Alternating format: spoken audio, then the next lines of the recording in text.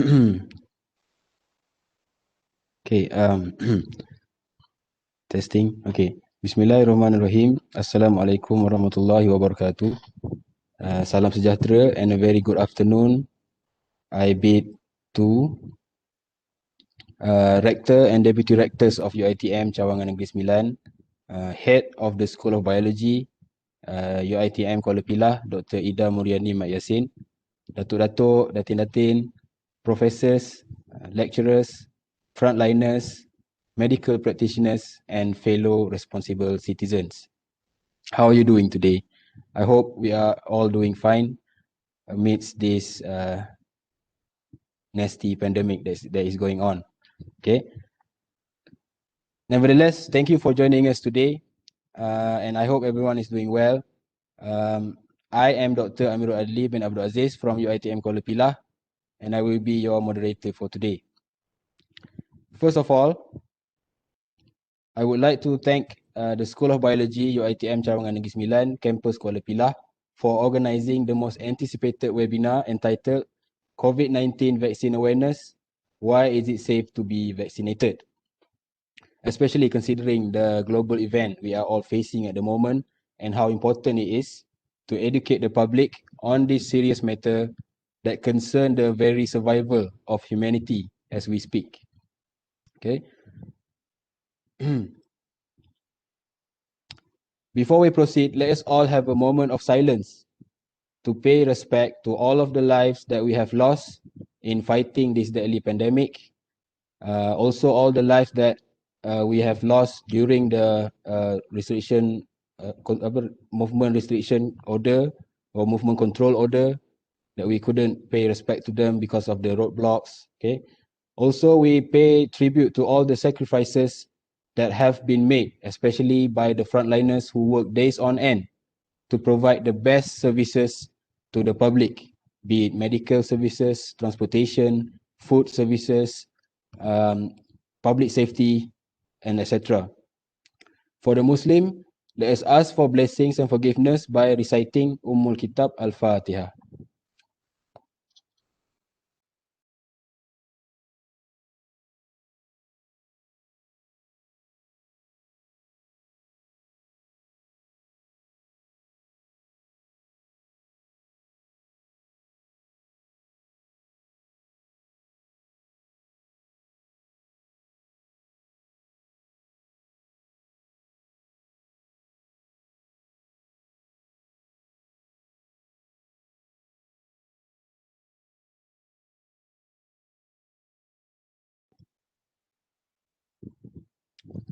Okay, thank you everyone. Now I would like to invite the head of the School of Biology, UiTM Kuala Pilah, Dr. Ida Muriani Muhammad Yassin, to give her opening remarks. Over to you, Dr. Ida. Terima kasih Dr. Adli. Bismillahirrahmanirrahim and Assalamualaikum. Thank you participants. It is a great pleasure to welcome you to the International Health Webinar organised by the School of Biology, Universiti Teknologi Mara, Cawangan Negeri Sembilan. And I would like to say thank you and welcome to our panel, Dr. Nazril Afsham, Director of the Intensive Care Unit, Watford General Hospital, UK. Thank you so much for being with us today to share your knowledge and experience on a topic that is much needed in the society today. Thank you so much for your time despite your busy schedule being on the front line. On behalf of the School of Biology, I wish to acknowledge the dedication and contribution of Dr. Izzati Adillah and her organizing committee in organizing such an informative international health webinar. And as we know, year 2020 was without any doubt a special year as we witnessed how the COVID-19 pandemic changed our daily routines and forced us to realign many aspects of life to the new norms. It is hoped that this webinar will give new knowledge to us, especially about COVID-19 vaccine. If I'm not mistaken, the Health Ministry is targeting the COVID-19 vaccination program in the country to be completed by end of this year. Therefore, I hope this information shared today by the panel today will clear our misunderstanding and misconceptions on vaccines and will encourage us to be part of the solution to tackle this deadly pandemic. That's all from me. Until we meet again, Stay safe and take care, everyone. Thank you very much. Back to you, Dr. Adli. Thank you, Dr. Ida. Also, due to the number of audiences we have today, at the moment we have 200 participants. Okay, I would like to lay out some ground rules to ensure that we can make the most of this webinar and it will go as smooth as possible. Okay, the first rule, like I said earlier, if you were here just now, the webinar is recorded. So please be aware when turning on your camera to avoid unnecessary exposure. Okay. Although it would be nice to see all of your faces. Okay. I'm sure the panel would love to see all of you. Secondly, your mic will be muted throughout the talk and will only be released during the Q&A session that will begin after the talk. After the talk ends. Okay. And at this point, you can ask questions directly to the panel through your mic, and you can turn on your camera if you like, or you can also post your questions in the chat box below. Okay. Rule number 3, the topic can be slightly controversial, okay, depending on where you stand in terms of vaccines. But please bear in mind, this is not a debate session. Okay. Please respect each other as we learn about the vaccines from one of the best and experienced professionals in the field. So what better way to learn about vaccines from the expert in the field himself. Okay. So before I hand over the session to our panel, let me first brief you a little bit about his background. Okay, our panel, Dr. Nazril Afsham Nordin, after finishing secondary school at Victoria Institution, okay, one of the most renowned schools in Kuala Lumpur, he was awarded Petronas Malaysia Medical Scholarship to further his medical degree. And naturally, not long after, he graduated with a degree from the University of Nottingham, UK, United Kingdom. He then decided to pursue his career in medicine in the United Kingdom, and he has working in the United Kingdom ever since. Okay, he is an expert in the field of anesthetics and intensive care medicine with a long list of qualifications and awards. With extensive affiliations and networks to numerous hospitals in the UK, along with countless research and teaching experiences, publications, be it in book chapters, medical journals, conferences, grants applications, all of those experience combined that he carries with him. He is now the director of the intensive care unit at Watford General Hospital, UK. So with us today, Dr. Nazril, for your information, is with us live from the UK. And for your information, UK is 8 hours before us, so it's 7 o'clock in the morning. So thank you for joining us in this early hour. Okay.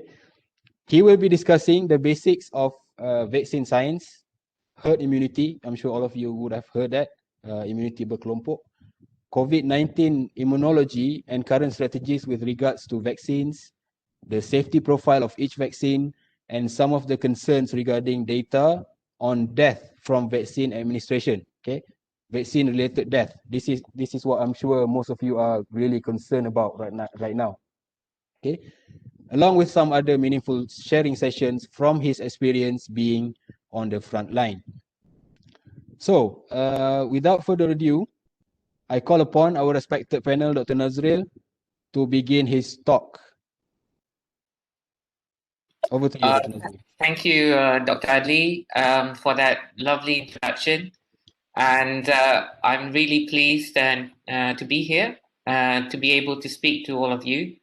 And I'm really grateful for the School of Biology, UiTM, for allowing me to speak today, as well as to Dr. Ida, Dr. Izzati, and all the organizers of today's webinar.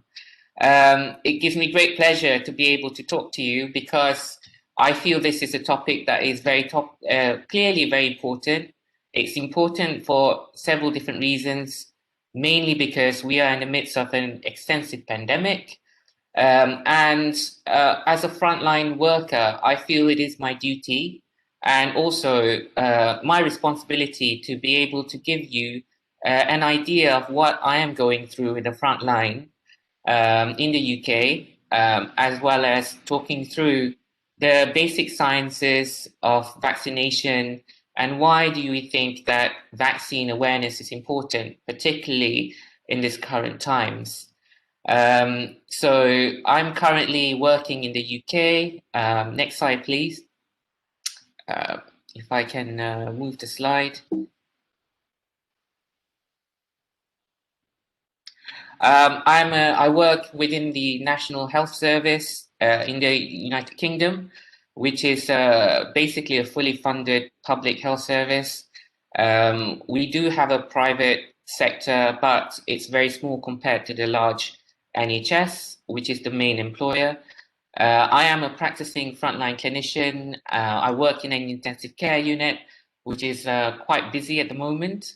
And I'm also a director of the critical care services in my trust. So I am responsible for actually delivering the critical care services for quite a large number of population in Watford, which is north of London. I am not an immunologist by any means or stretch of imagination. So I am going to try and talk through certain aspects of vaccine science in the way that perhaps I understand it, and hopefully be able to give you an example of why these vaccinations are so important at the moment. Next slide, please. So most of the talk will be looking at introducing the use of vaccines in medicine as a background. And following on from that, I will give you an example and an overview of the immune system, which is quite complex, and introducing the concept of herd immunity, which I'm sure all of you have heard of. I will also touch on the SARS-CoV-2 virus and how it impacts on the lungs, particularly in my role as a critical care physician. And then I will discuss the current vaccine strategies that are in development and some of the safety issues related to vaccine delivery. And I will also give you an idea of my thoughts actually on what I do think about the current situation in the UK. And clearly this is something that will affect worldwide a lot of people in terms of delivery of the vaccine. And then following on from that, we will discuss some questions and answers, and I look forward to hearing your views, particularly about the delivery of the vaccine and the safety of the vaccines and what is out there. Due to my busy job, I'm clearly not all the time on Twitter on any feed, so it'll be interesting to know what the information that is out there, and then we can discuss it later on in the Q&A. Next slide, please. So the first slide I wanted to talk about is essentially a basic kind of example of why what vaccines are and what vaccines are used for. So in medicine in general, vaccines have a strong held tradition as biological agents which are used to stimulate the immune system to produce antibodies. Basically, these are weakened or dead viruses or bacteria that we introduce into the body of a patient. Usually, it's done by an intramuscular injection, which is basically an injection into any part of the muscle of the upper arm or of the body. However, you can also have vaccines which are delivered using an oral method, such as the polio vaccine. Once a vaccine is injected into the body, in general, what happens is the body responds by mounting an immune response. And the immune response that the body mounts uses white cells, which is part of the blood supply. The white blood cells are cells which fight infection. And there's different classifications of these white blood cells. But in general, what we hope to achieve by giving a vaccine is that these white cells then produce antibodies, which are molecules that bind to the bacteria, the virus in question, and neutralize the virus. And as the patient encounters the disease or virus later on, what happens is that the antibodies then neutralize the invading pathogen or agent and causes the disease to stop. Next slide, please. So I just put up this slide, not to shock everyone, but this is a slide to show how bad smallpox had been. So the boy on the left is basically someone who's had a significant amount of smallpox, which is now been eradicated worldwide due to the effects of vaccination. So clearly, vaccines have an important role in eradicating infectious diseases. And part of the WHO's worldwide guide towards vaccinations to eradicate significant diseases like smallpox, which is now completely obliterated in the world. Next slide, please. The history of vaccination starts quite a while ago. So in 1749, for example, we know from our history books about Edward Jenner, who was an Englishman who was the father of immunology.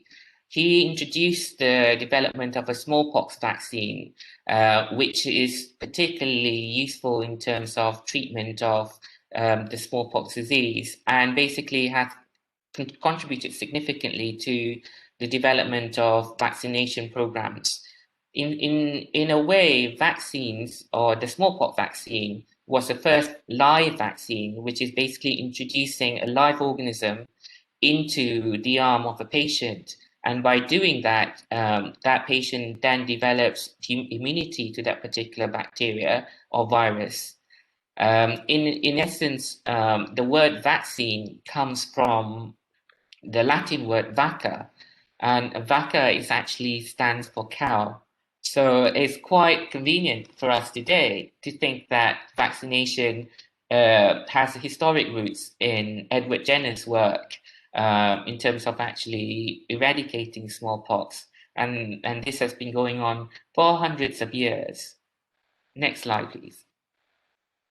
So this slide, I wanted to show you to illustrate that there are numerous vaccines around the world.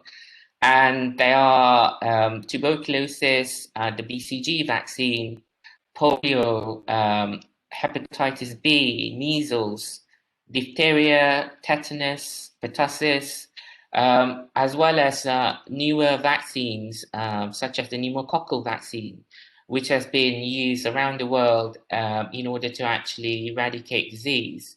Clearly, there is a spread in terms of the uptake of vaccination.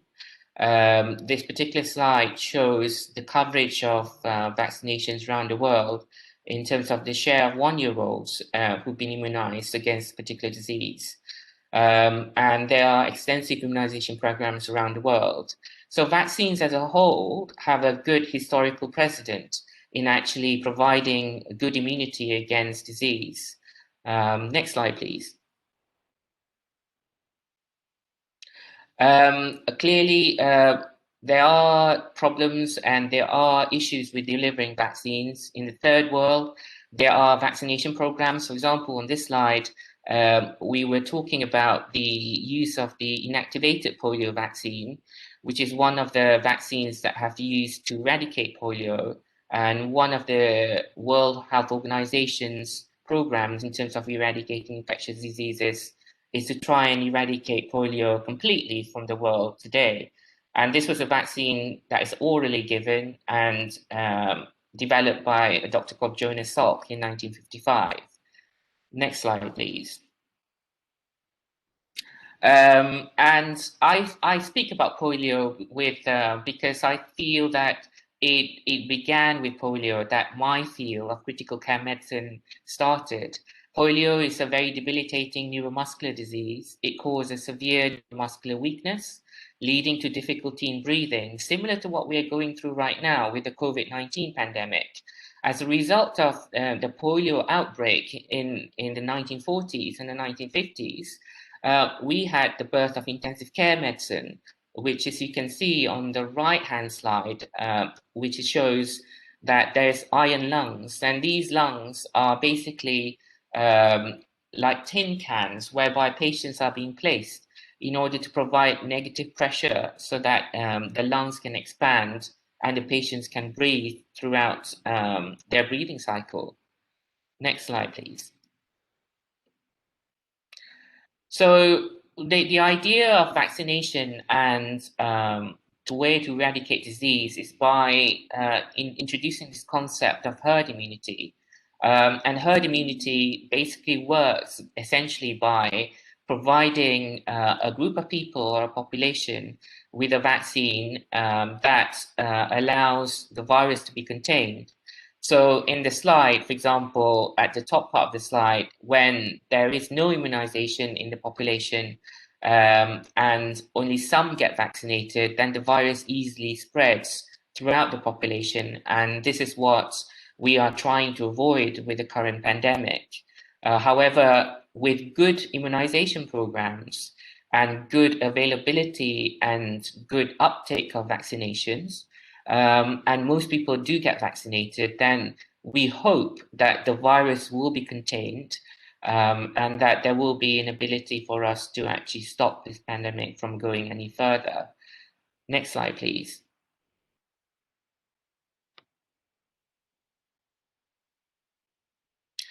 So this slide is just to show you the example of how a successful immunization program can eradicate an infectious disease. Again, this relates to polio.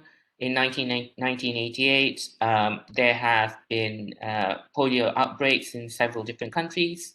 But by 2018, you can see from the slide, due to a worldwide vaccination program, we are able to actually reduce the kind of incidence of polio outbreaks to perhaps very few countries in Western Africa, in Pakistan and Afghanistan.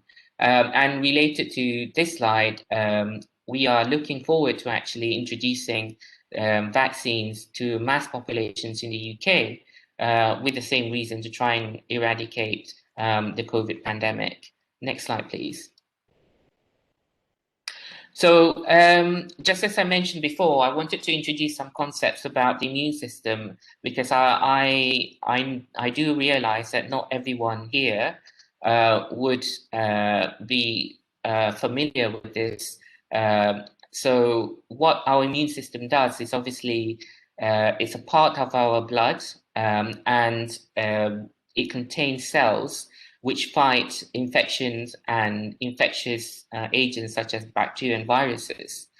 And the main fighters of our blood system are the white blood cells, which are generally made within our bone marrow. And they travel within our body inside tubes called the lymphatic system. And these are in close contact with our blood vessels.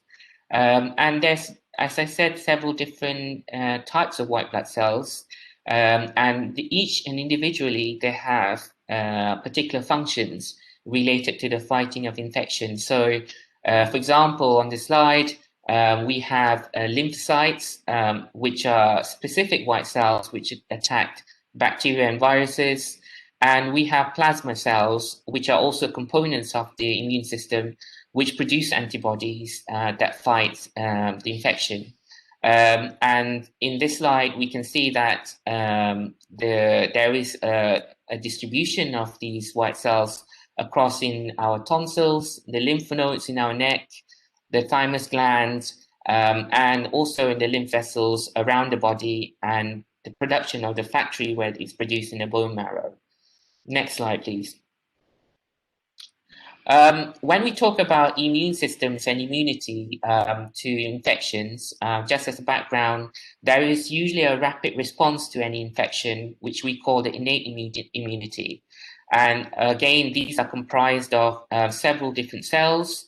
They can be recruited within a very short space of time when a virus invades the body. And then there is a slower response called the adaptive immunity, which is comprising of similar sort of cells, but they develop antibodies, which is the target of our vaccines. So these are the cells which remember when a virus infects the body, and it allows them to actually fight infections once the virus attacks again. So there are different types of cells, essentially, and what I want to impress is that the immune process is in two phases. Next slide, please. So back to COVID. So we are now in a COVID pandemic, and I'm working in a COVID unit, basically. And this slide comes from the COVID infection during the first wave. I took this from the Johns Hopkins database, which is still ongoing, and it's a great database to look at geographical distributions of confirmed cases by country. And it's updated on a daily basis. And what we did see in the first wave was a significant upshot of in cases around the world. And unfortunately, in the UK, we struggled against a significant number of cases. And there's various reasons for this, which we can discuss later on. However, I do feel that this pandemic in particular is unusual. In all my career as a critical care physician, and I've worked in the NHS now for about 18 to 20 years, and I have never seen such a great amount of patients in intensive care with the degrees and severity of illness that I see right now. And this is in itself a novel experience for everyone, and we are still learning about this disease. Next slide, please. And this is a common slide that you probably see everywhere in public health campaigns about prevention, which is the ethos of what we need to do in terms of preventing transmission of the virus. We know that the virus is transmitted using respiratory droplets, and there's aerosolization of the virus. And we do know that there is an incubation period of up to 14 days. The common symptoms that patients present tend to be fever, a persistent dry cough. Occasionally there'll be difficulty in breathing, but most patients then develop what we call respiratory failure, whereby there is a lack of oxygen, and as a result of the lack of oxygen, they find it really difficult to breathe. Some patients also present with muscle pain and tiredness, and lethargy and fatigue. And essentially what we have found so far is that these symptoms can be quite specific to individual patients, but not all patients report the same symptoms. And that in itself is one of the kind of conundrums that we're still looking at when we're researching COVID disease. Next slide, please. I just wanted to touch on this because I think that it's important for us to understand that the coronavirus is not a new virus. It is similar in its biology to many other viruses out there. In fact, there has been other coronaviruses that infect both humans and animals in the past, 10 years or 20 years. We're always familiar with the influenza virus, which carries different biological proteins on its surface. And essentially what this slide shows is that the virus has several structures within its kind of wall, which are called glycoproteins. And these are basically molecules comprising of sugars and proteins, which are used by the virus to enter different parts of the respiratory system or the lungs. And the particular part of the glycoprotein is called the spike protein, which in itself has specific attachment areas where we can target vaccines at the moment. Within the virus, there is an RNA, and RNA stands for ribonucleotide acid, which is basically the virus's genetic material. And this is what the virus is used to replicate itself and to hijack the host immune, as in the host nuclear responses to actually produce proteins. Next slide. I wanted to show this slide because I trained in respiratory medicine before I became an anaesthetist and intensive care physician. And this is something that I find very astonishing in a lot of these patients. For example, in A, you can see a standard chest X-ray of a COVID patient, which to the natural eye, you can see certain aspects of where the black is supposed to be air and the white and the gray sides are shadows, are basically what we call infiltrates. And these are areas of the lung whereby the virus has attacked and causes inflammation. And inflammation in medical terms mean that there is a response by the immune system locally within those areas of the lung that actually cause significant damage. And eventually, as the disease progresses, what happens is the patients develop a significant amount of scarring in the lung tissue. We tend to do the CT scans, these are computed tomography scans or CT scans of patients when they present to the intensive care unit to look at areas of the lung that are infected and caused by the virus. So you can see here the white part of the lung, which is non-viable lung. And these areas of the lung are not used in gas exchange. Therefore, they are useless, as it were, in terms of transferring oxygen into the bloodstream. What we want to see is basically areas of the lung such as this, where there's black. And black areas of the lung, again, means that air is entering into the lungs and there's normal gas exchange across the lung. So you can see in these slides, B, C, D, E, and F, there's varied presentations of this particular viral infection.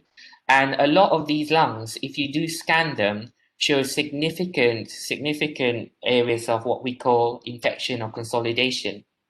And as a result of this, many patients struggle to breathe and end up being put on a breathing machine called a ventilator, of which I'll talk about later on if you're interested. Next slide, please.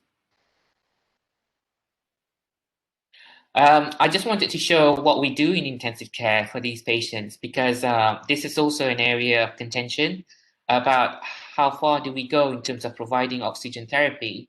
There's ways of which we give oxygen to patients. This lady is receiving oxygen therapy by a device called high flow nasal cannula. This device gives oxygen up to 60 liters a minute, and we can give it up to percentages of oxygen up to 100%. This is what we call a Cpap mask, which is basically a tight-fitting mask that delivers oxygen directly to the patient, and it feels like a very strong waft of air that goes to the patient, and it helps with your breathing. It can be quite uncomfortable when it's placed on the patient, primarily because of the seal around the mask. And this is a lady who's been intubated, who has a tube in her mouth, and she's connected by a circle system or a circuit to a ventilator. So these various different types of therapies are commonly used in very sick patients or critically unwell patients. Next slide, please. Sorry, can you go back to the last slide? Yes. This is one of the things that I tend to do on a daily basis on patients in intensive care. We prone them. So basically, we turn them onto their front in order to improve the oxygenation levels in the bloodstream. And I find this is quite a laborious and labor-intensive procedure. So you need at least 3 or 4 people in order to do this safely. In fact, ideally you should have 5 people, but because of short staffing, occasionally what we need to do is actually to improvise. And this leads to an improvement in the patient's condition, hopefully temporarily, whilst they're being supported on intensive care. Next slide, please. I wanted to touch on a little bit on the testing for COVID-19 before we go on to talk about the vaccines. We do have PCR testing, which we regularly use for healthcare workers in the UK. It usually uses the swabs that we take from the nose and throat. And basically, we identify current infections in patients and in healthcare staff. As the graph shows, basically the levels of the positive results of the test usually shows when there is an active infection. It's quite a sensitive test with a high accuracy. However, the limitations of it is results of the way that the test is being conducted and where would we sample. I can talk about this a little bit later on.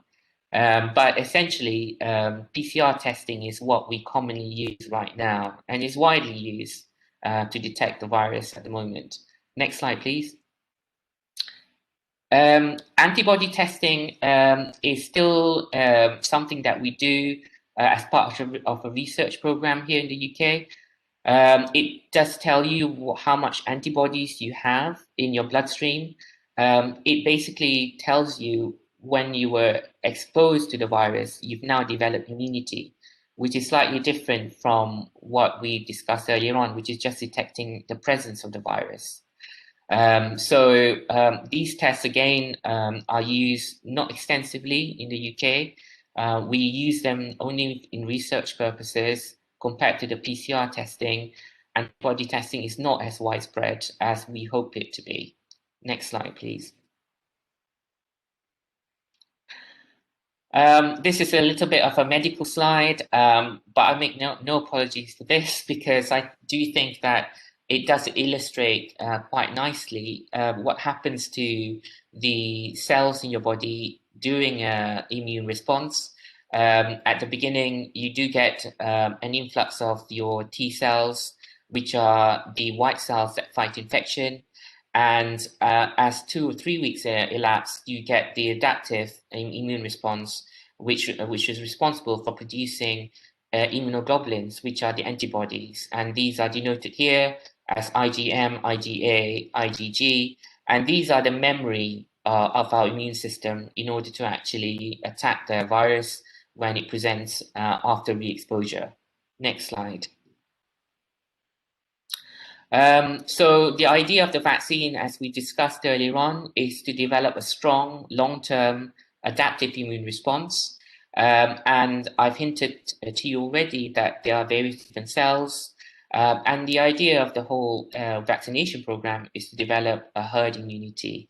Again, this is a concept that I think is very important that we understand in order to actually develop herd immunity. Next slide, please.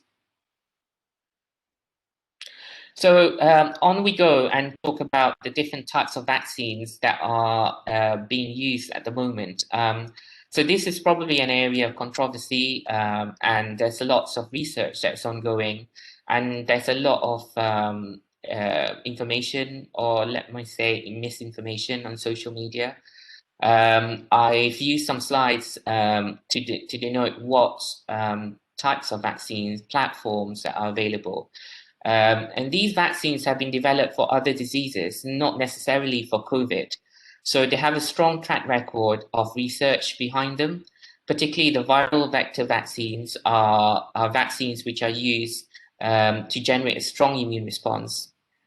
So these are examples of which is the Oxford AstraZeneca COVID-19 vaccine. And these vaccines uses a harmless virus. And for example, the Oxford AstraZeneca vaccine uses a chimpanzee flu virus, which has been modified to deliver the genetic material, which is the RNA of the SARS-CoV virus. And the delivery virus, which is the chimpanzee flu virus, is known as the viral vector. And these basically then are injected into the body or into a primate, and essentially what that induces the immune system to trigger an immune response and develop the memory cells that we discussed earlier on. So that's one type of viral vaccine that we have for COVID, and that is still one of the things that we feel that might be a promising candidate, certainly for its use in developing countries. one of the advantages of this particular type of vaccine, I believe, is that it does generate a very strong immune response. It's very immunogenic because of the way that it's being delivered.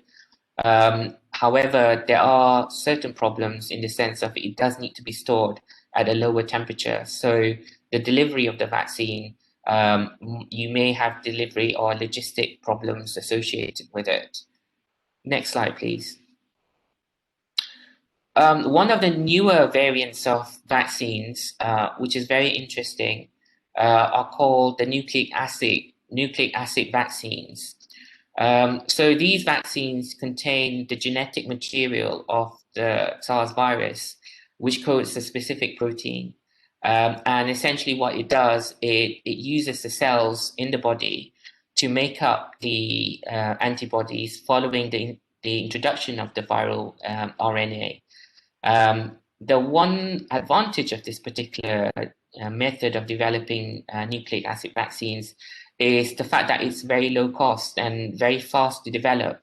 However, as we all know, the Pfizer-BioNTech vaccine and the Moderna vaccines, which are all examples of these vaccines, have to be stored at very specific low temperatures. Again, that's a problem with supply and how we distribute the vaccines. Next slide. There are also inactivated vaccines, which are currently under investigation and in clinical trials. And these vaccines contain the killed SARS virus, which is then recognized by the immune system and eventually develop the antibodies in the immune cells. One of the considerations of this inactivated vaccine is that they have to be administered with an adjuvant, which is basically either a chemical or a solution to boost the immune response. And one of the vaccines that we currently use is the influenza vaccine, which contained the inactivated virus. And there's also in clinical trials the Sinovac and the Sinopharm vaccines. Next slide, please. Live or attenuated vaccines are weakened SARS-CoV viruses. Again, an example of which is the oral polio vaccine. This is something that is well known and it requires a lot of testing. However, the immune response that we find from this type of virus resembles the natural infection that we get from COVID-19. So there are advantages to using these type of viruses as well. Next, please. There's also other vaccines, such as the Hepatitis B vaccine, which has the same concept of using subunits of the virus. So you can contain proteins from either the virus, so in this example, the SARS-CoV-2 virus.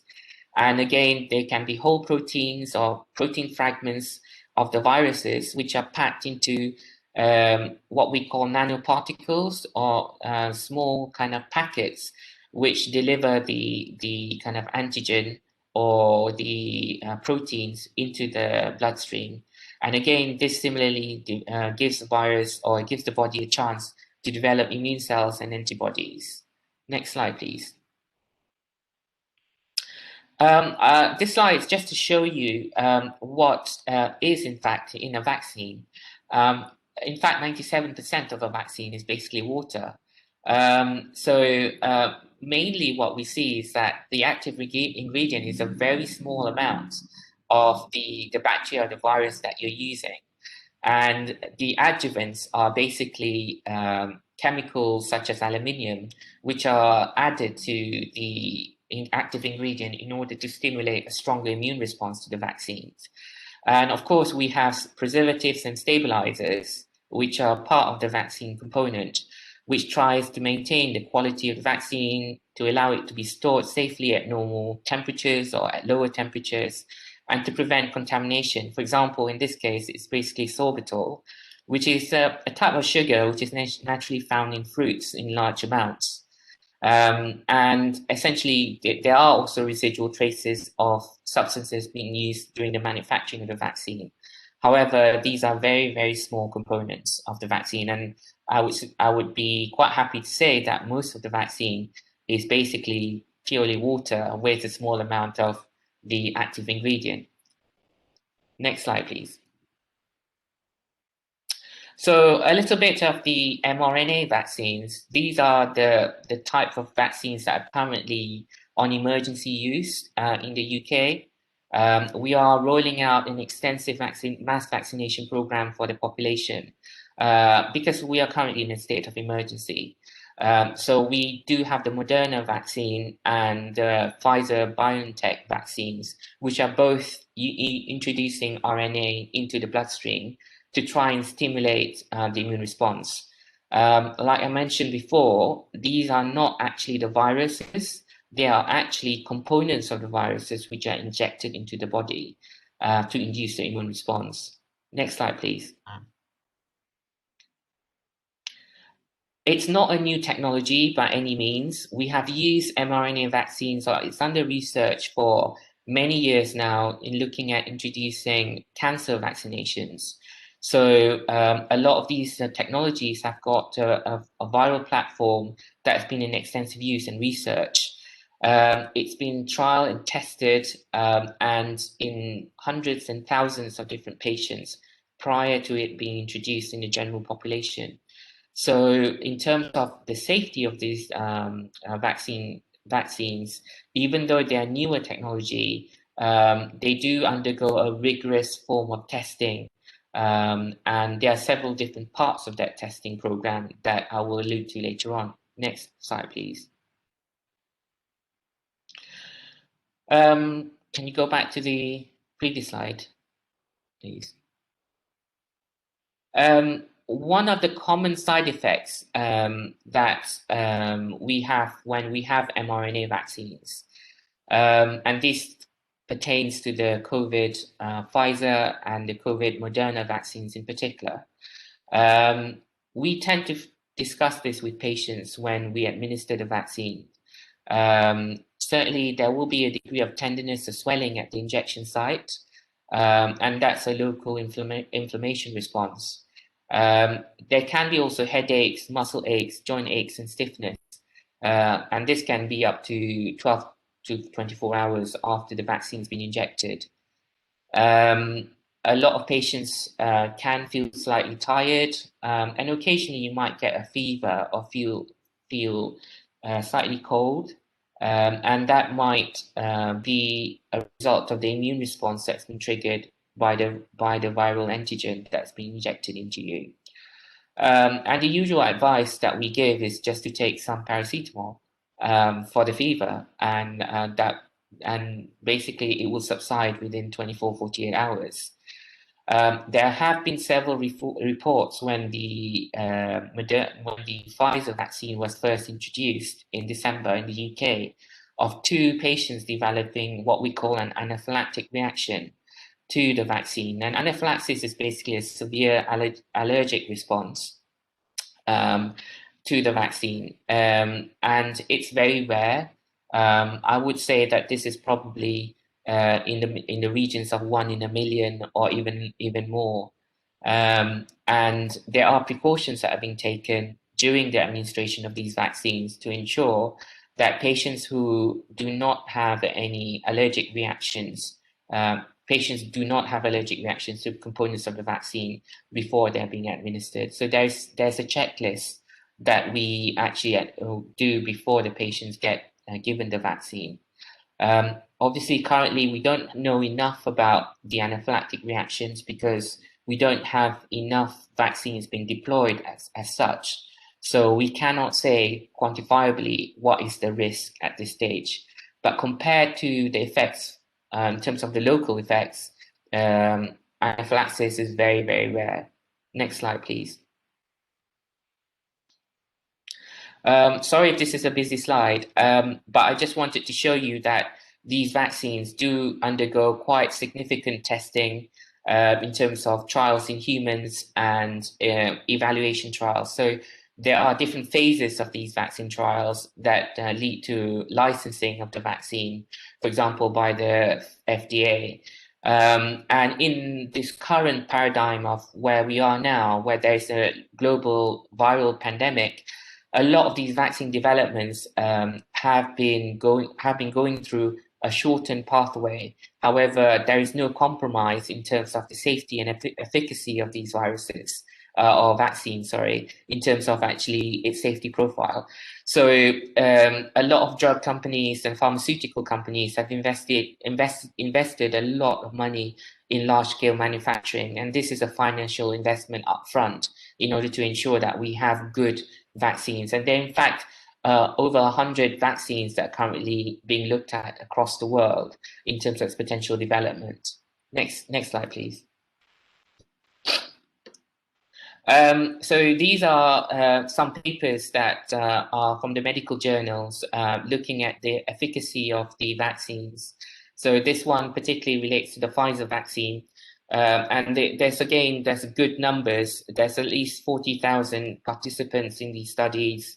So they are not tested in a small group. Large numbers of people are being tested. And you can see the line here that placebo is basically where the patient is given probably saline or not the real vaccine. And this is where the vaccine has been given. And we can see on the y-axis when the cumulative incidence falls when you give the vaccine versus when placebo, which causes kind of an increase in the incidence of the disease. Next slide, please.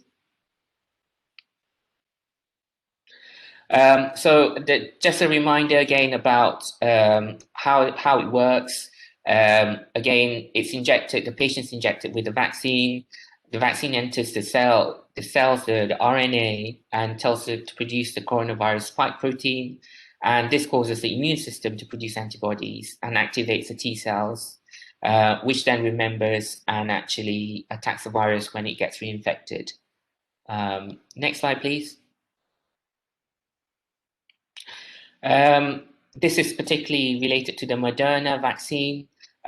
You can see on this slide that there is some injection site adverse events after the first dose compared to placebo. And there can be also some systemic adverse events after the second dose. And again, these are related to the immune-mediated responses from the vaccine. But in terms of the actual incidence of COVID-19 compared to placebo, the mRNA vaccines do show a really good response. And again, these studies are done in good numbers of patients with good results. Next slide. Again, this is another paper looking at the Oxford AstraZeneca vaccine. Again, there's good responses. They say that the efficacy was 62% versus placebo in the control group, and essentially there's a good efficacy across both groups. So again, another good vaccine to be considered in its use. I won't bore you with all the details of the paper, but essentially there are thousands and thousands of patients which have been looked at, and this is a fairly good research, and it's got a good evidence base. And I do think that these types of vaccines are the way forward in us combating COVID-19. Next slide, please. But it's not just about the efficacy of the vaccine. There are other issues in terms of the distribution of the vaccine, which we are starting to understand. We have started a mass vaccination program here in the UK starting last month in December.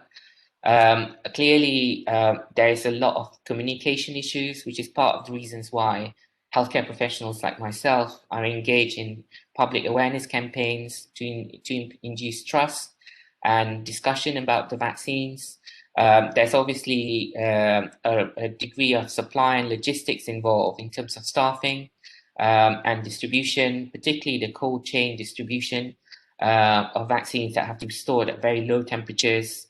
And there's particular ethnic groups and racial and religious sensitivities that need to be taken into account, particularly when there's a degree of misinformation in social media with regards to vaccine distributions. Next slide, please. In the UK, the strategies of vaccination relates to targeting groups of people which are at high risk, and we are starting to vaccinate mostly the elderly and those with significant comorbid disease. Clearly, there is a difference between vaccinating a child versus vaccinating an elderly person in terms of their immune responses. An elderly person tends to develop a slower, much reduced immune response compared to someone who is a lot younger. And there is also this notion of a limited resource, because vaccines are in short supply. And there are issues with its manufacturing, and I'm sure you've all heard about problems in Europe with regards to the production of certain vaccines, and in terms of glass vials, in terms of the distribution. So a lot of these issues are going to be encountered when we start a mass vaccination program. Next slide, please. And on top of all of that, there is also the media. And I think the media plays a really important role in the current situation in terms of health awareness and campaigns. There's a lot of information out there, and we do not have the time to digest all of that information. There have always been reports, for example, in this particular article about COVID vaccination. Sorry, can we go back? Yeah, about frail elderly patients who die after vaccination. And a lot of these reports make good news. But the reality on the front line is that we are seeing hundreds of patients coming through the front door of A&E and emergency departments needing healthcare, needing being looked after in critical care. And this places a huge burden in terms of our oxygen supplies and in terms of our ability to cope with supplying ventilators, for example. There has been issues with regards to oxygen failures, and I know for a fact that in my hospital, we have struggled with providing enough oxygen to the numbers of patients that we're seeing. Last week, for example, we had nearly 200 patients coming through the door.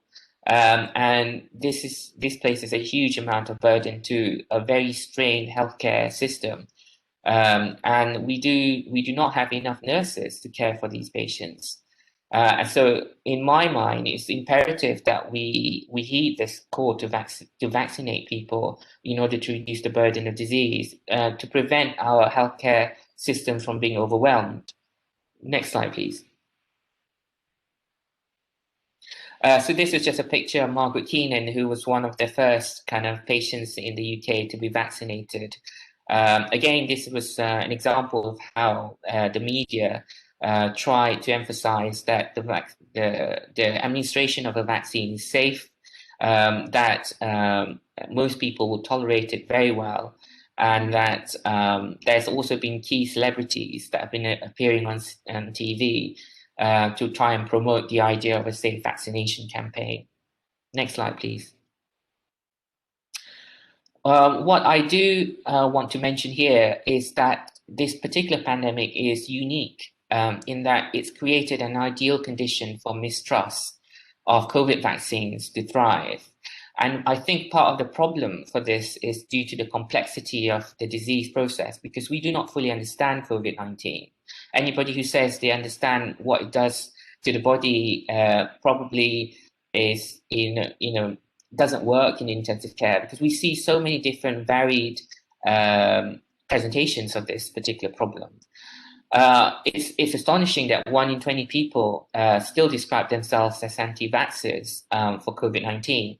And this came from a large survey in the UK population looking at people's attitudes towards vaccination to COVID-19. And in fact, 1 in 5 people still believe that the vaccine data are completely fabricated. And I believe this is possibly a result of a lot of misinformation in social media. Next slide, please. It doesn't help that some people would like to make us believe that certain treatments work, when, despite all of our medical and research community talking about different drugs and different treatments, I think there's a lot of issues looking at mistrust and misinformation in terms of vaccines. What people are particularly concerned about are the potential collective benefits of having a vaccination program.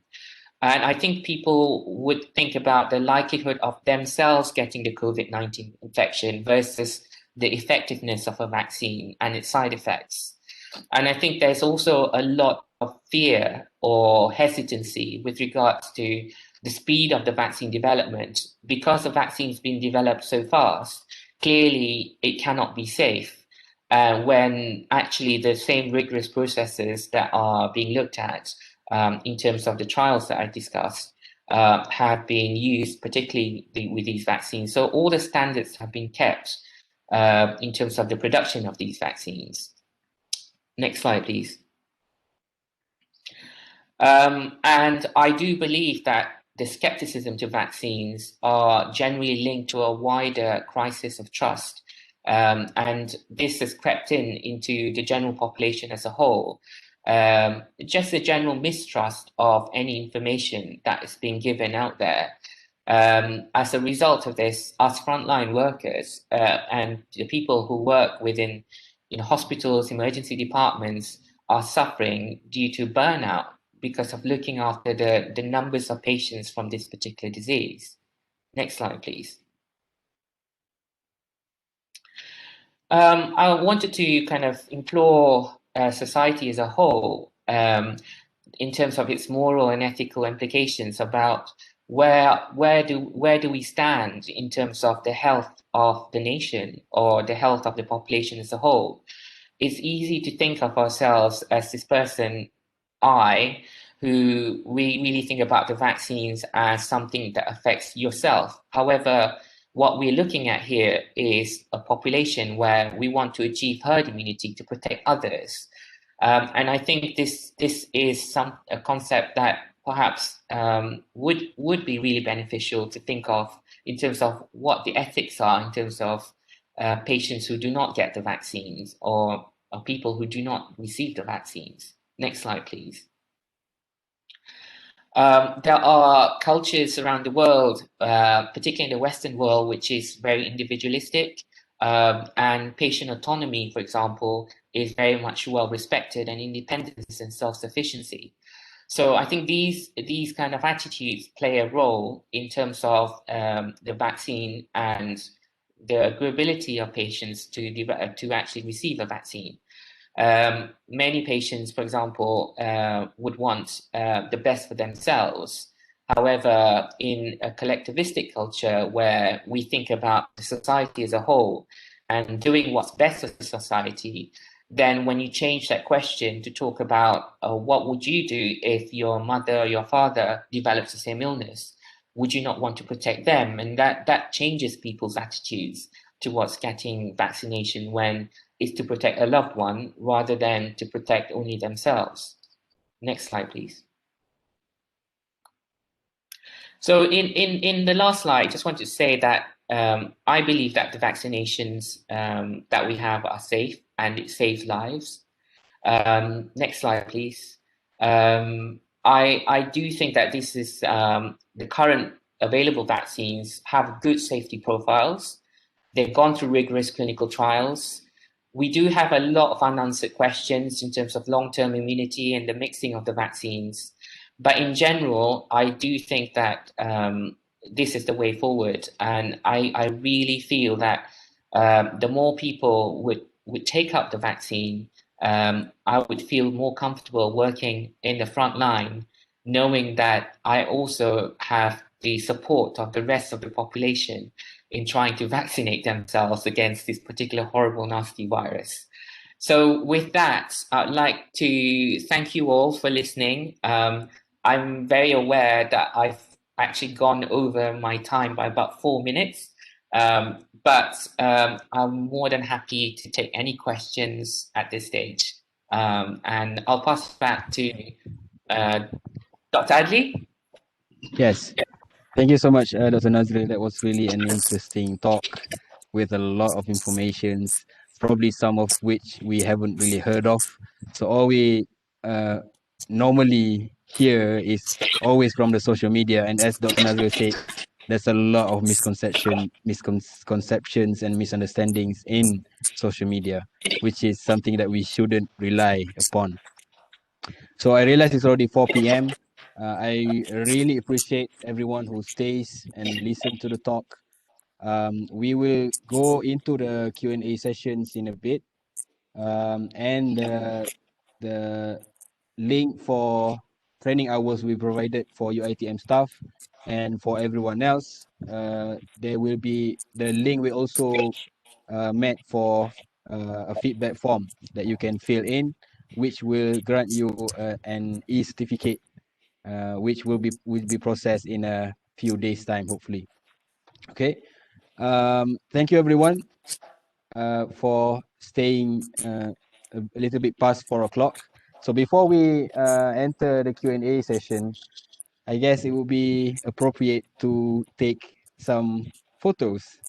Okay. So for that, I would call upon our cameraman, Dr. Aidil. Hi, Assalamualaikum warahmatullahi wabarakatuh. Hey, Dr. Nazril. Nice to meet you. So I'm in charge of the camera right now. So can I have all the participants and all the frontliners who are in here? I can see that there's some frontliners here. To switch on your camera so that we can have some photo session. Okay, so please be informed that I can't fit everybody in here, so I'll try to cover as much as I can, okay? So let me just start with the first page. Wait. Okay, so let us go with the first page. Happy faces, everyone. 1, 2, and 3. Okay, first page, we have 2 more pages. Bear with me, okay? Trying to be as fast as I can. Okay, next page. Okay, smile, happy faces. 1, 2, 3. Okay, got it. Wait, just one more, just to be fair for those who did not make it into the camera. Just one more. Okay, just last time. 1, 2, and 3. Happy faces. Okay, thank you so much. Back to you, Dr. Adli. Thank you, our virtual cameraman. Right. So, yeah, I understand it's already past 4. For those of you who have asked questions but couldn't stay longer, this whole session will be recorded and it's actually live on Facebook now. So you can catch up the recorded video later on. But we'll go through some of the questions in the chat box. I believe there are a few questions now. Let me just say, so there is one question here. Hopefully a really short answer from Dr. Nazril. From Aiza. Doctor, why RTK or the rapid test kit antigen or RTK antibody test is not as accurate as PCR? Well, one of the reasons I think that it's not as accurate as a PCR test is because of the way that the assay is done. So particularly when you do the rapid test kit, it uses what we call an ELISA method. So it's a little test strip which contains a solution onto it that has the antibodies against the antigen. So a lot of the sensitivity of the test depends on the accuracy of the test strip. Obviously, the temperature which it's stored at, etc. The problem with the way that we measure the antigen, the virus antigen, in my experience, you can get a negative test, but you might be COVID positive. What I see is that several patients that I've tested in my critical care unit, for example, have 5 different negative tests, and the 6th test turns out to be positive. This is something that is related to our ability to actually manufacture good sensitive tests. I believe that if we have samples directly from the lung, which is directly from inside the lung, which is quite difficult to do, obviously, if you're awake, it's not something that we normally do. So the normal tests that we do, like saliva or sputum samples, they test the viral antigen.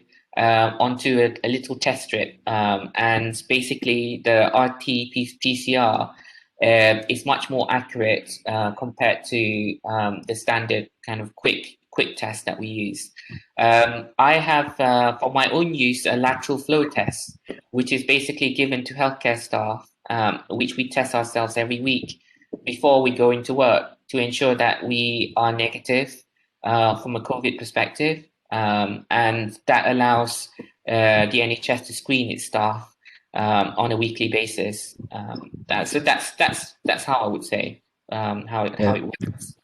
Yeah, thank you, Dr. Nazril. I think it's even in the name, it's called rapid test. So normally what's fast is always less useful. So PCR is takes longer, but it's more accurate because it involves nucleic acid, right? Yeah. Yeah. So next question from TS Shahrul Fitri. My question is, do these vaccines have no side effect to the diabetic and heart disease patients? Have that been administered to those patients?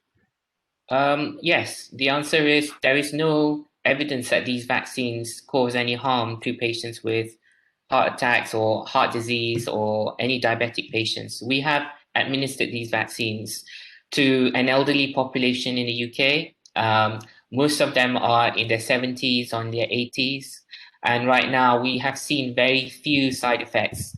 I have been in charge of a vaccination program in Watford Football Club. So a lot of our football clubs are being used to deliver these vaccine programs in huge scales. As part of the medical officer in charge of delivering the vaccines, we monitor for any signs of allergic reactions up to 15 minutes after the vaccine is being delivered. And there's a rigorous checklist that we have to go through, that the Department of Health makes sure that we complete before we administer the vaccine. And the serial numbers of individual vaccines are recorded in order for us to trace if there's any particular effect on the patient. Again, this is an emergency situation, and I would stress that we would not do this normally if it wasn't for a pandemic. I think the ethos is to try and get as many people vaccinated as possible in the safest and the shortest possible time. So I think at the moment, as you rightly said, I think there is no real danger I can see from giving the vaccine to patients with heart disease or diabetes. Okay, thank you, Dr. Nazril. So we've seen a large scale vaccination for the elderly has been done in the UK. So us young adults, why are we scared to the vaccine so much? Okay. That's an interesting question. I really want to know why is there hesitancy about the vaccine within a younger population? Because we clearly are at risk because if we do get COVID-19, we develop a very strong immune response to it. And I am seeing a lot younger patients coming through my critical care department. And this is quite distressing actually, and quite shocking, because normally you and I who are healthy would not expect to be in intensive care. But this virus is a peculiar virus and is deadly. It kills. And I think until you see somebody die of this virus, I think the reality of it is very difficult to ascertain. It is something that strikes close to you when you see somebody struggling to breathe on an intensive care unit. And they are getting younger. So in this second wave in the UK, we are seeing younger and younger patients in their 20s and their 30s are being admitted to intensive care struggling to breathe. And I think that there is a lot of problems here in the UK as well about uptakes of what we call the social distancing measures and face mask wearing. So again, this relates to human behavior and attitudes. As frontline workers, we are quite upset when we see people not socially distanced or not wearing face masks when they should be in a kind of closed, confined space. Yeah, especially in Western people who, you know, youngsters, they really like to party and all that. So it's the new norm. So yeah, it's really difficult, I would say. Next question. Maybe this is a really short yes or no question. Is there any truth in the belief that if we have taken influenza vaccine, the chances of recovering from COVID, if we have been tested positive, is better? If you've had influenza vaccine, the chances of you testing for COVID is, sorry, what's the question again? So there's this belief that if we have taken influenza vaccine, then we get infected by COVID, the chances of recovering is better. Is there any truth to it? I don't believe so. At the moment, I don't think we have any evidence to suggest that there's a prior protection if you did have the influenza vaccine. So I would say at this stage that you should treat yourself as vaccine naive from that respect. So you should go for the vaccine, the COVID vaccine, when it comes out. Yes. Okay. We still have a few more questions in the chat box, and I hope we are going to continue until at least 4:30 because of all these questions. I hope that is okay with you, Dr. Nazril. Yeah, that's fine. Thank you. Okay, and everyone else, thank you so much for staying. I believe the link for the training hours for your UiTM staff and also the feedback form will be or already have been posted. Yeah. So everyone, please fill in that feedback form. It would really help us to improve in our next events. Okay. Next question. What type of vaccine? This is a question from Radin. Okay, what type of vaccine is developed by the Russian Sputnik 5? Because I couldn't see any info on that on your slide. Yeah, so I think the Russians are developing a viral vector vaccine. So they're using a particular type of virus called an adenovirus. And these are viruses that cause some of the common colds and some of the kind of common viral illnesses in children. They are harmless, and they use these viruses to inject the RNA into the patient. So this is another transport mechanism that they use to put the viral RNA into the body to induce the antibody response. So that's currently in development, I suspect, in Russia. I'm not really familiar with the particular type of vaccine. It's not available in the UK. And right now, I think it's being deployed in several countries, including Brazil, particularly with the new variant that we're seeing right now that's going out through the world. Yes. To add to that, may I ask why the UK opted for the Pfizer instead of the AstraZeneca Oxford vaccine as the main vaccine? I think that this is due to the fact that it was initially rolled out as a quicker vaccine to obtain. It's all about immediacy in the UK. We are literally in a state of emergency. We need the vaccine as soon as possible, and we feel that the need of the Pfizer vaccine, because of the availability of the vaccine from Europe at that stage, allowed us to vaccinate huge swathes of the population quicker. We've now realized actually that there are supply problems, particularly with Brexit, and particularly with the Europeans blockading some of the Pfizer vaccine because they are not receiving it themselves.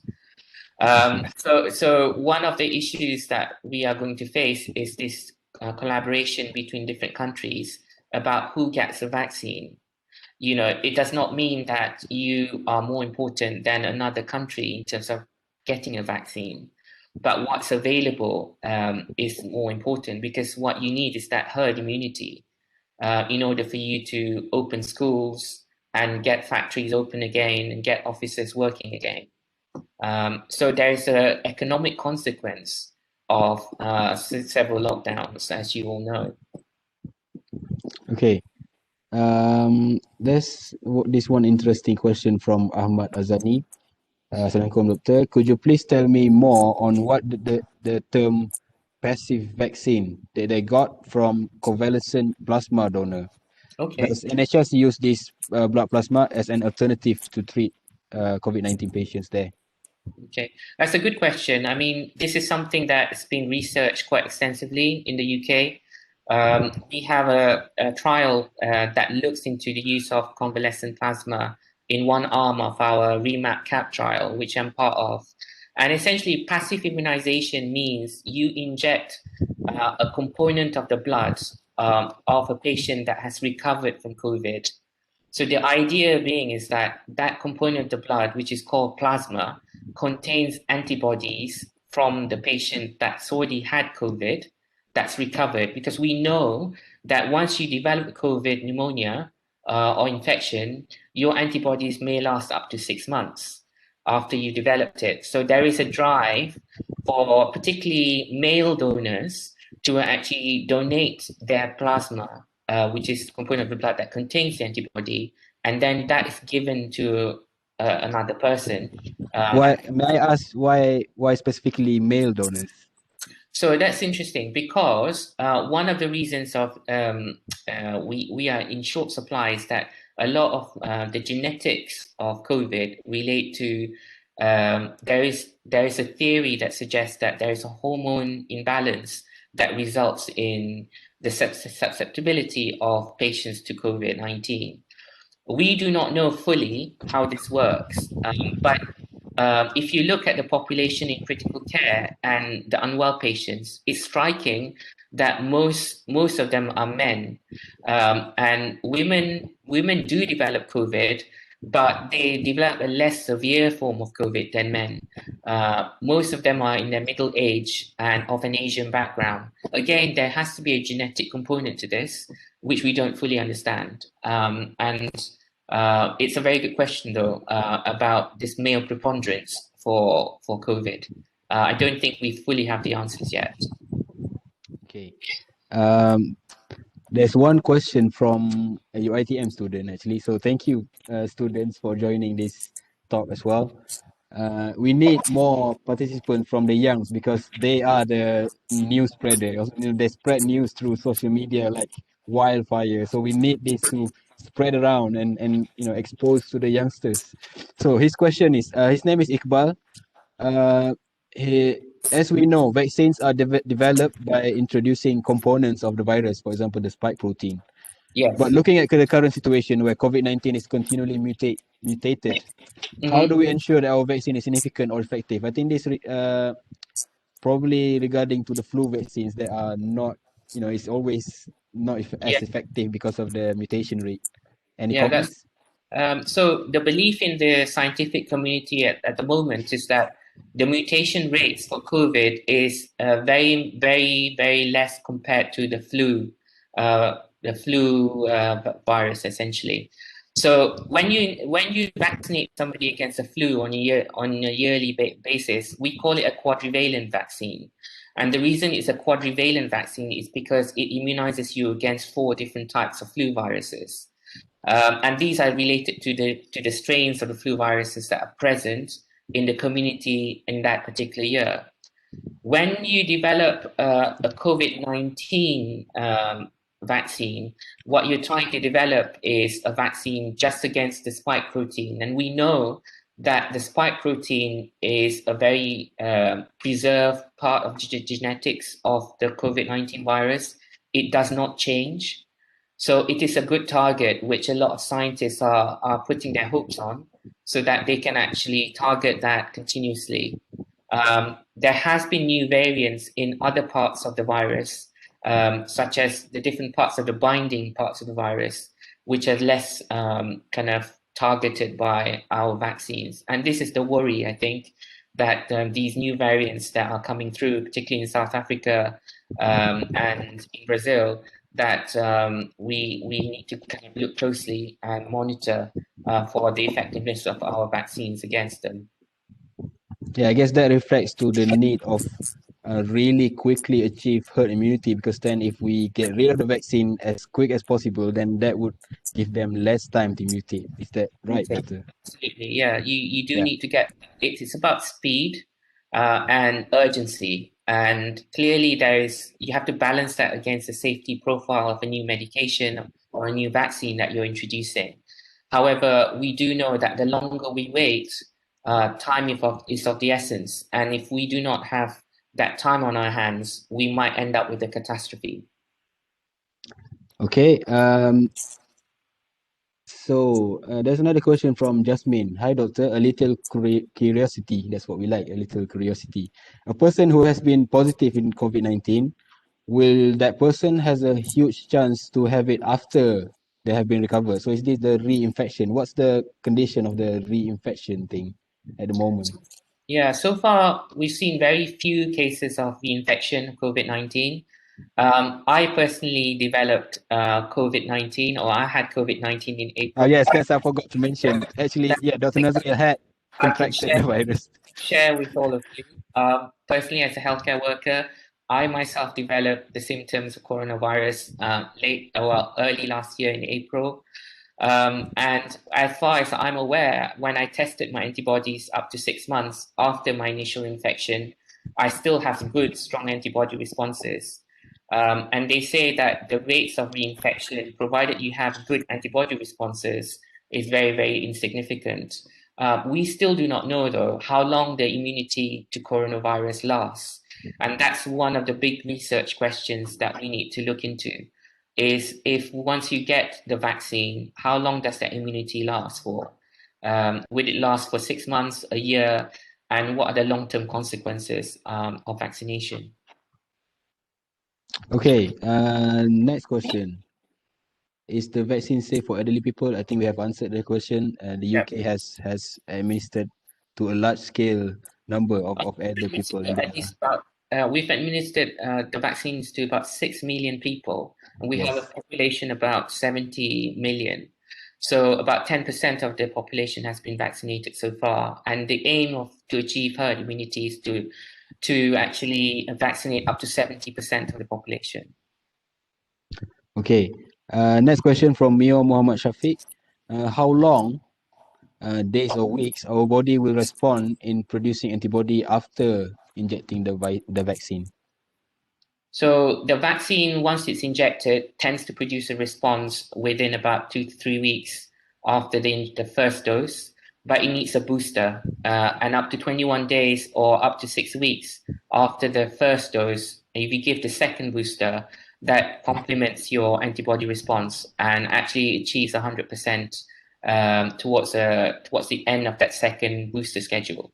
So the answer to the question is that you don't get the antibodies produced straight away. It's just the nature of antibody production. It takes at least a week or 2 weeks before the antibodies develop in your body. But once they develop, we hope that it will last up to 6 months or even longer. And then we will know later on how long it will last in your body, essentially. Okay, next from Muhammad Shihabuddin. Should we give vaccine to recovered patients? Should they still be vaccinated? I do think so, because what the vaccine does is that it does not actually give you what we call sterilizing immunity. Sterilizing immunity means that you completely eradicate the virus from your body. We know that from patients who have had COVID, that up to 6 months or even a year after they've had COVID, they can still secrete dead COVID virus within their saliva. And this is something that can be detected if you do a rapid test or a PCR test. We know that in order to reduce transmission within the community, what we need to stop is the spread of the virus. So the virus, when you inject the vaccine, you produce antibodies. There are particular type of antibodies that actually respond within what we call the kind of circulation, rather the systemic circulation. We do not have actually antibodies that actually are called IgA antibodies, which are present in the saliva and in our mucous membranes. And those are the ones that actually prevent the transmission of the virus indefinitely. So the immunity that we get from vaccination is good, but it's not perfect. So I think the more people that you vaccinate and the more people, even if you've recovered from the virus, that means that there is a chance that you can still catch the virus again and spread it. So the answer to that is basically yes. I would give the vaccine to recovered patients. Okay. There's one question from Mr. Aiman Abdul Majid. I think this is what concerns most people. Yeah. Some people said that vaccine contain porcine or pig or pork origin, and they refuse to take the vaccine. This is Yeah. one of the false information, isn't it? So he kind of thought it's true. Absolutely. Yeah. There is no animal product in any of the vaccines, so that's very clear. If you look at the product specification, and if you look at the vaccine itself, when it comes in a vial, it has its product characteristics, what's inside the vaccine. And as I've explained, most of it is water. There's additions of substances that make it stable at room temperature. And there's no evidence of any animal products. So I think we can all rest assured that that is not going to be an issue. Okay, next from Ahmad Azani, is the current vaccine given in the UK provide a protective is protective against the new COVID-19 variants? So what we have now, we believe, is protective against the new Kent variant that's established itself last December. We believe that based on genomic studies and genetic analysis of the current strains, that the virus is susceptible to the vaccines. What we do worry about is those new variants that are arising in different parts of the world, which such as in South Africa and in Brazil, which we don't really understand we don't really know what the effects of the vaccine against these viruses yet. So the jury's out on those. Right now, we know that in in-house variants in the UK, it's less likely that it will be more likely that they will be susceptible to the vaccine. Okay, I guess this would be the last question from maybe just a few more. From Aiza, doctor, some people claim that betadine can be used to treat COVID-19. Is it true? So I believe betadine is some sort of drugs. Betadine, if I'm not mistaken, is a solution, like an antiseptic solution. Right. It's used in theatres it's like an iodine solution that you use to clean and disinfect. I think the story is similar to bleach, Clorox, that these things have been propagated through social media, that they can be used. And again, there's no evidence that they are effective in any way. So definitely not recommended then. They don't drink betadine. I wouldn't drink betadine, and I don't think it's something that is, we should not promote misinformation. Of course, yes.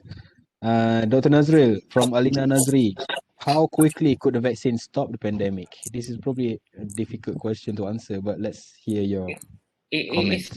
It's quite a difficult one because what we need to achieve is a worldwide immunity. So it's not just the UK. We need to look at the whole world as a global pandemic. This is a global pandemic. It doesn't matter if the UK achieves herd immunity, because at the end of the day, travel needs to happen between countries. Trade needs to happen between countries. So in essence, what we are looking for is a huge program that needs collaboration from every single country in the world. And that includes very poor countries in Western Africa, which is a huge, massive challenge for the WHO. It is going to be a big task, but I think it's achievable, provided there's good collaboration between different countries. And I think we can see that that's already happening within different regions. Okay, I believe this is the last question from the chat box.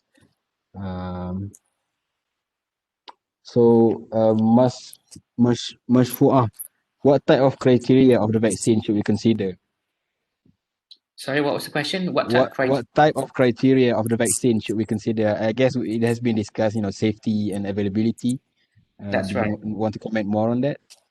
So yeah, I think in terms of the biggest concerns, I suspect in terms of rolling out the vaccine, as you say, is about the safety profile, which everybody's concerned about, how efficacious it is in terms of preventing the disease. And there are all these deep-rooted misconceptions about whether the vaccine is contaminated or whether they can cause any other disease, or they can promote. We've had historically, if you look at the history of vaccine deployment, when the Salk vaccine to polio was initially propagated, there was a huge hesitancy amongst community who said that it could cause death. And similarly with the Mrna vaccine, there has been reports or misinformation again from a research community about causing autism in children. So there has been a significant rise in anti-vaccination campaigns, and I think this is particularly so in Western societies where that idea of individual autonomy is important versus collectiveness and society as a whole. And that brings us back to the moral obligation of individuals and what do we want from society? Do we want a happy society, a population that we live in that's healthy, or the main concern is in the individual? And I think this particular pandemic has actually shown us and taught us a very big lesson in terms of how much do we rely upon each other in order to ensure that we are all safe. And I think this is the biggest lesson that this pandemic has taught us. Okay, I think this would be the last question from the chat box, and we can't spare more time for that. From Dr. Muhammad Saleh, how does the UK vaccinate huge number of population at one go? Does the GP over there keep minus 90 degree Celsius freezer? I think this is with regards to mRNA vaccines that needs cold storage. Dr. Sai, it's a very good question because I've thought about this long and hard. How are we going to vaccinate a huge amount of populations? Because at the moment, the vaccines are being delivered to GP surgeries every weekend. So we have every Monday, the vaccines are thawed every day, and there's a certain number that you can thaw out because they're stored in liquid nitrogen at a temperature of minus 60, as you know. So when they're thawed, the patients are called in. So you have almost like a track and trace system using mobile phones, and patients have a NHS number, which is identifiable by the GP. And these patients are called in, they're given the vaccine straight away, then they sit in a room, have a cup of coffee or tea, whilst the nurse monitors them for side effects for 15 minutes. And then once that's done, they're safe to go home. And there is obviously a register of the vaccines that's been given. It's very difficult to ensure a continuous supply of the vaccines because it varies from week to week. It's delivered via NHS England. They come in trucks, basically, and they go to the individual GP surgeries, and they are thawed using, basically, they've got a special equipment that they use to thaw these individual vaccines within these trucks. And then the vaccines are then delivered, and if there's any additional extras, they tend to give the vaccine to healthcare workers. So if I finish a shift late at 8 o'clock at night, and if the GP surgery has extra vaccines, you can actually call up to the GP vaccine and say, do you have any spare vaccines available? And you can actually get yourself vaccinated at the end of the day, because we are the priorities in terms of the workforce. We get that availability of the vaccine. So they do take care of the healthcare workers. But yes, I agree that vaccinating huge amounts of the population is going to be very tricky. But it's a slow process. We've opened up lots of football stadiums, lots of centers. We've recruited a lot of staff, individual and volunteers, I will mention here that there's a big drive of volunteerism in the UK. A lot of the younger population, particularly the youth, are very interested in helping out, and they are the ones that are actually running a lot of these centers, making sure people have their cups of coffee, cups of tea, and being monitored whilst they're giving the vaccine. And they're an essential part of our workforce, because without them, we would not be able to deliver the program that we're delivering now. It's not just about the vaccines, it's about the people who monitor you after you've had the vaccine, and the environment that is being given that should be safe. Okay, thank you so much. So that's all the questions from the chat box. Do we have any questions from the audience right now? Thank you so much for still staying. Any questions? The mic has been released. If you have any question, you may ask straight to Dr. Nazril. I believe if they have question, they would have posted in the chat box because we already past the time. Last call. Any question? Yes.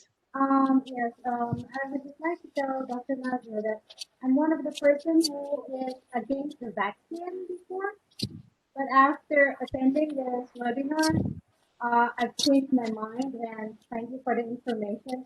It was really an eye-opener, and yeah, I was fed with a lot of negative information about the vaccine. Thank you very much. Okay, Thank so you. thank you, Dr. Enjoyed Amalia, I suppose. Yeah, so she just want to thank Dr. Nazril for presenting and really clear things out about the misconceptions, because people tend to look at social media because it's the easiest way to get news, but that has to stop. And I'm really glad there are almost 400 participants that listen to this talk, and hopefully you all go out and educate the masses, the public, and hopefully we all together can fight this global pandemic. Yeah. Okay. Can I say something? Yes, Sheila, Mrs. Sheila. Yes. Yeah. Thank you so much, Dr. Nazril, because I was quite skeptical about my parents. I've got two aged parents, 85 and 86. And they currently they do not have diabetes or high blood, but dad has undergone many surgeries, and he has got a colostomy bag. He's also a heart patient. He's got a Yes. pacemaker. So the thing that was running in my mind, is it safe to give them vaccine? I mean, I for one, I'm all for it, to vaccinate, definitely. But I was thinking about them and the complications, if there could be any. But your talk today has really given me a good insights into it, and thank you very much, Dr. Nazril. Real pleasure having you and listening to your talk, and your slides were very informative. Thank you so much. I'm glad you enjoy it. That's really good news. To add to that, we've been talking about the elderly. I'm sure a lot of parents are concerned about vaccinating their kids. Any comments on that, doctor? So right now, the vaccines have not been trialed in children, and that's for a good reason. A lot of our research priorities are geared towards vaccinating the adult population to begin with. We know that there is a reservoir of the virus in children. In essential, children carry the virus, but they are less likely to have the significant symptoms that we see in adults. So right now, provided that we adhere to social distancing and wearing masks, and maintain yourself in your own household and your own bubble, then the chances are of the child actually passing on the virus to you is very, very small. The main areas or groups at risk are the elderly and those with significant medical conditions. And those are the target groups that we should really vaccinate first. And those are people in society that we need to protect. So the ethics of actually running a trial in children is quite difficult as well. And I think at this early stage of rolling out a vaccine program, I think it's quite right and appropriate that we target the adult population to begin with before we go with children. Okay. Well, I guess that's it for the Q&A. if I want to summarize this webinar, I could say, or we could say that it's a success. Everyone's happy now. We are all have been informed. Although there are some more questions remain unanswered, okay, we actually have a chance to actually end this pandemic. And considering how safe the vaccines are, as has been discussed by Dr. Nazril, why not take the chance? Okay, so I guess that is all the time we have for today. You know, with all the questions and the participations, maybe we can have another session in the future. Dr. Nazril, what do you think of that? Yeah, I'm more than happy to come and talk again at some later date. But thank you very much for having me today, and it was a pleasure to be able to actually share my experiences in the UK. And also, I hope that everybody who's listened to the talk will come back and spread the news that actually vaccination is very safe and actually is in the interest of society as a whole. And I Thank you so much for their time. Thank you so much, Dr. Nazril. So yeah, everyone now can go and educate the mass, the public, on how safe COVID-19 vaccine is. Hopefully, at the end of this, humanity will prevail. Okay, in this global war against COVID-19. So this video or this the whole webinar session is recorded and will be saved or stored in the Facebook page of Pusat Pengajian Biologi UiTM Kuala Pilah. So this is your chance, all everyone. So you can spread the videos around, share all that through social media, and hopefully everyone is informed. Okay, not misinformed. Okay, so hopefully everyone is informed. Okay, so thank you so much, Dr. Nazril. I hope you can stay a bit longer to have a chat with the committee. Everyone else,